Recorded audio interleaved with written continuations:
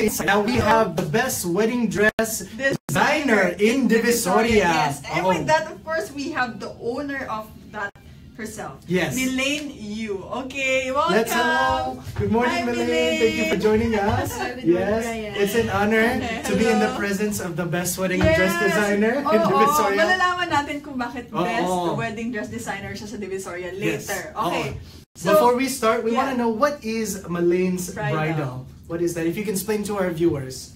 Actually, Melaine's Bridal is a shop that caters to soon-to-be wed couples.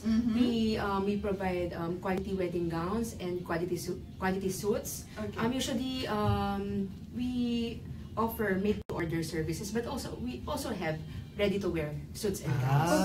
Okay. Since when yung Melaine's Bridal? Since when did you have your business, that shop? Actually, at this point, we're operational for almost 10 years. Almost 10 years na? Yes. Magka-10th year anniversary ka na. Okay. Yes. When you say you offer mga suits, barongs, strands, and gowns, like as in from tahe to I mean from scratch talaga. Yes. Do you do custom designs?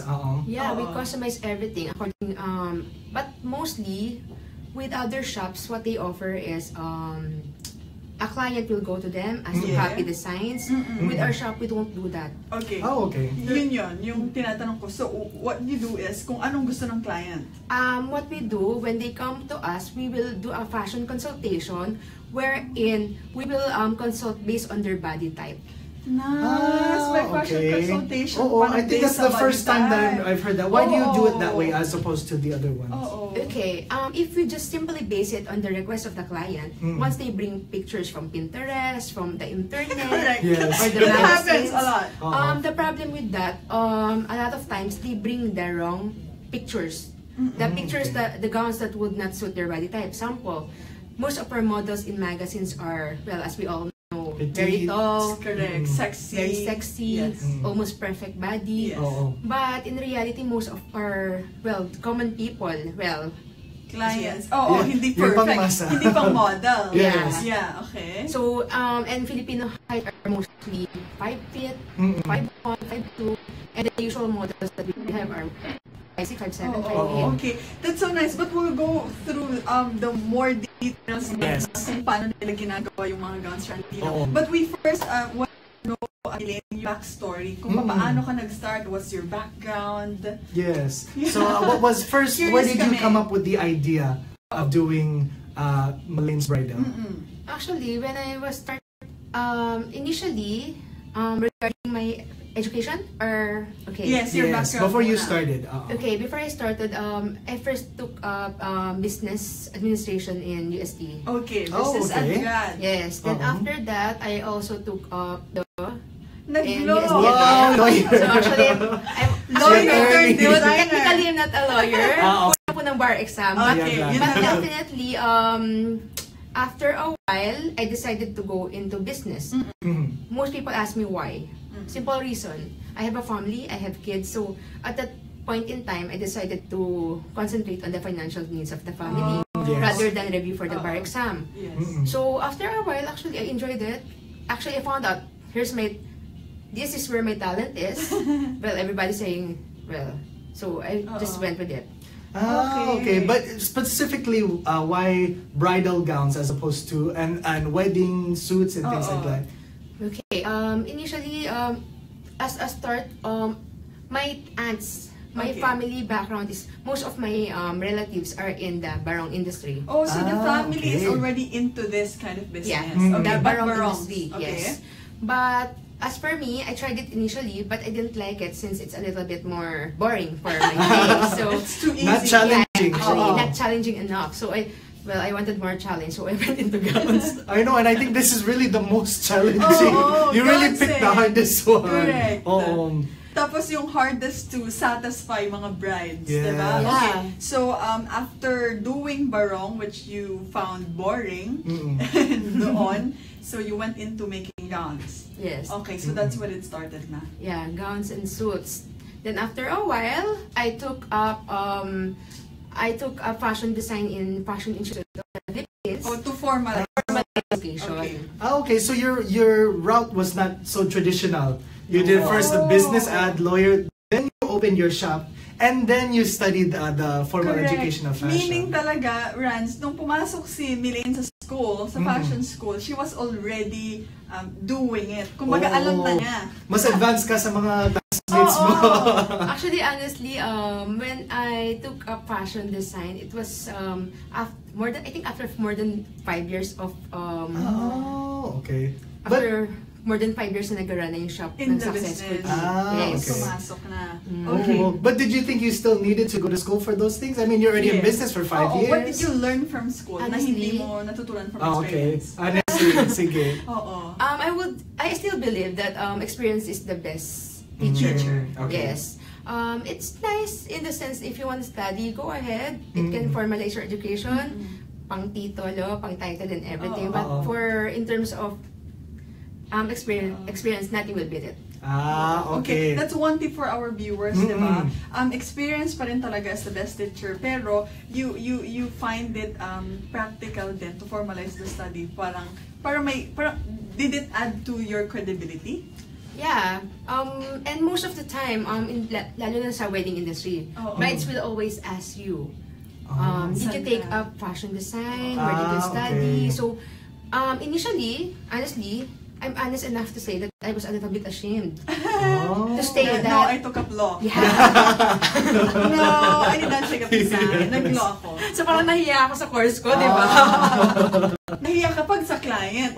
Yes. Bakit mo ginagawa yung gown ko? Nag-law ako. Yes. Well, it's good that, especially for those who may not have the background that you had, you were already surrounded by other designers. Correct. But for our viewers who may not have that experience, education would be a good way to start for them. Yeah. Okay, so on the next segment of this today's episode, we will learn yung papaano mo na earn yung title na Best Designer sa Divisoria. So we will know about that. Sino yung mga clients ni Melaine and in Melaine's Bridal. So stay tuned on Daily Insight.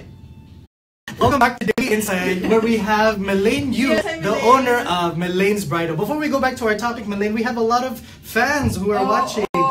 Rudy Chico watching from Toronto, Canada. Obviously, maraming fans si Melaine. Esther Peña, congratulations. She is from Irvine, California. Hello. Hello po. Watching from California pa. Yes. June Reyes. Hello, Kuya June. Yes. Kumusta po? Michelle De La Cruz, ganda po ng topic. Maganda din yung dresses. In preparation of the host. And our friend Bobby Cristuta. Ganda ng suits. Hello. Yeah. And Linda Reyes, watching from Europe. Yes. Alright, okay. Tanong natin kay Melaine, Randy. Yes. How were you dubbed as the best wedding dress designer in Divisoria? We're curious. Yes. Sino ba yung mga dinamitan mo? Yung mga naging clients mo? Saan nag-appear yung mga gowns? How did you earn that title? Well, actually, feeling ko it started with when we were interviewed in Kapuso Mo, Jessica Soho. I think Jessica Soho mentioned something about us having the best quality in Divisoria. That's I think it's part of it. And well, some of my clients, well, they say we have the best. We offer the best services and quality. Yes. I think partly, maybe it's also got something to do with dressing up celebrities. The likes of whom? Celebrity who have you dressed? Well, for one, in Dolce Amore, actually the initial wedding of Liza Soberano and Liza Soberano and Matteo Botticelli in the Italy wedding. Naman pala. Big names. I was the one who made the wedding gown and the suit for Liza. Kaya naman pala. No, but for these other celebrities, is it only wedding gowns and wedding attire? No, actually, for like other celebrities, for example, you had this recent project, diba? For the Star Magic ba yun? Yeah. For the Star Magic Ball. For the Star Magic Ball, I dressed up Hannah Ledesma. I think we're showing the video, guys. Nung dinamitan ni Melaine si Hannah Ledesma na ginamit niya sa Star Magic Ball.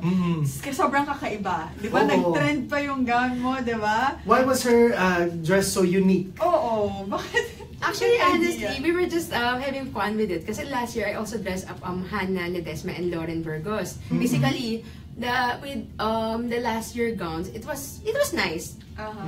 But obviously, syempre naman, in showbiz. Level up. Dapat. So you thought something different talaga. Yeah, I just told her, you wanna appear different? I can make you look really unique. Yes. But sabi ko, obviously, we might be going for burst dress instead of burst dress. Pero actually, we had fun with it, and luckily enough, we escaped the burst dress portion. Let's find out sa comment ng mga viewers natin kung kung thumbs up ba yung dress ginawa niyo for Hannah Ledesma. Okay, so those are the kinds of clients that Melaine has earned for the past years. Yes. Wait, design philosophy also, diba, Rance? So what have you, in doing your designs, what is your philosophy when you make a unique dress or suit for your clients? What do you tell them? Actually, when it comes to real brides and real weddings, this is what I always tell all of my people actually. When we make the gowns, we have to make sure that we check it carefully, and we have to do it in a way that we should feel and imagine that we are the ones who are going to be wearing the gown. Sabi ko nga would you wear that gown? Just imagine yourself. If you are in the place of the bride, would you like to wear that? Or would you want to throw it away? So basically, I don't want to give a client a gown that would not make her happy. Bottom line, the bride should be happy. The designer should be happy. Why? Sabi ko nga if it's just the bride who is happy, well, the design might not be that nice, obviously. So people might comment on it. But if the bride and the designer are both happy, definitely everybody's gonna say wow. Yeah. On the wedding day, wow. So that's the design philosophy, right? Yes, and I think that's how you got the best wedding dress designer. Designer title sa Divisoria. Tapos talagang she put herself into the shoe of the customer. Parang kung ako ba magsusuot niyan, would I like it? Would I be proud of it? Tama. Yes. In the last part, before you mentioned how yours is different from other wedding dress designers. Yes. You do consultant first before they give you your ideas. What is it again? Fashion consultation you mentioned earlier? May fashion consultation kayo. Yes. Okay, Melaine, I'm so curious. Meaning, pag ako nyari, nagpatahi ako, nagdala ako ng picture because I saw sa Pinterest, sobrang ganda. Tapos, nakita mo yung body type ko, hindi bagay. Do you actually break it sa customer na no, pangit to sa'yo? Actually, this is my style. Most of the time, this is what I do. Okay. This is what I ask the client. First, sensitive ka pa. Do you want to hear the truth? Do you want me to design you something really nice that would suit your body type?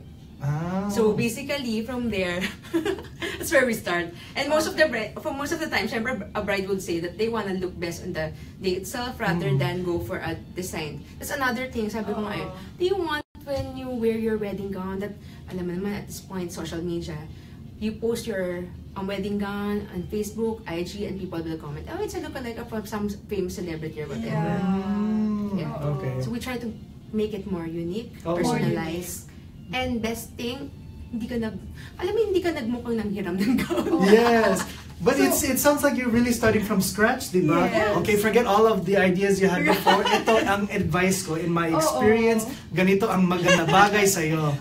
I'm curious, Randy, tuloy. So yung mga customers na sinasabihan mo ng gano'n, do they just say, yes, okay, I believe you, I'll let you decide? Well, throughout the years, most people will believe us.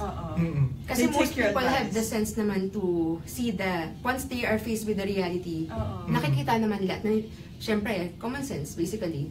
Once they see the difference of a height once they realize that the model they're looking at is a 5'8" and they're a 5 flat, so just imagine the discrepancy. Yes. Major difference in styles and in body type. And for sure, Melaine, that they would appreciate yung ganon, di ba?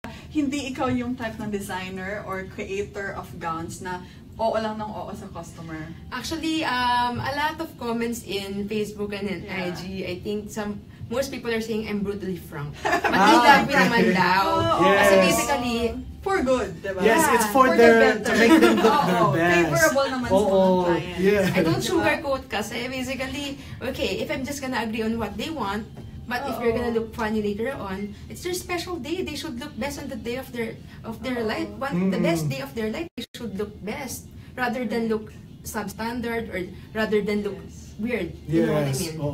So for the next part, Melaine is gonna give her tips and advice for other aspiring designers and how to be successful in this industry. So stay tuned. Welcome back to Daily Insight. We have Melaine Yu, the owner of Melaine's Bridal. So before we go back to our topic, let's say hi to your fans. Hello. Buena Glor Valera, good morning. Raquel Aguarin, watching from California.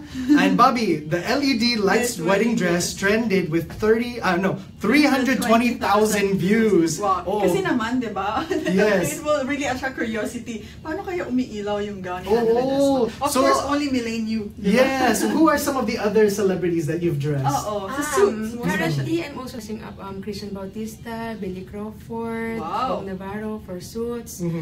Well, mostly kasi mas mabilis damitan ng lalaki talaga. Okay. Wow. Yes. Do you have suits that will fit me? Medyo maliit. Mas maliit pa ako sa kanila. Billy Crawford type Ay, grabe. Definitely we have. Okay, then I'm gonna have to visit and find out. Diba? Oo. Okay. Sige, now we, of course, ask Melaine, ano yung future plans? Okay, you have a shop in Divisoria, right? That's where you started. Yeah. Okay, but what are your future plans? Do you plan to expand? Baka gusto mo dito sa Quezon City, maglagay ng shop? Yes. Okay. Actually, at this point, I'm really considering opening later on in New Valley or South area. Oh, South. We're also thinking of putting some RTW gowns in the Vista Malls. But at this point, I'm still focused on the 168 shops. 168. That's 168. You know why?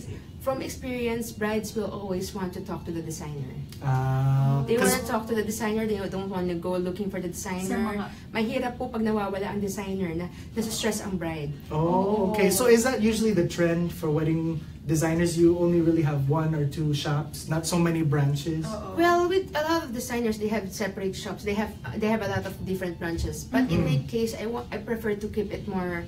I like my business to be more personalized. Yes. I don't want to leave it to other people. Tapos yung, alam mo yung mangyayari na hinahanap na nila yung designer, tapos parang nagtatago.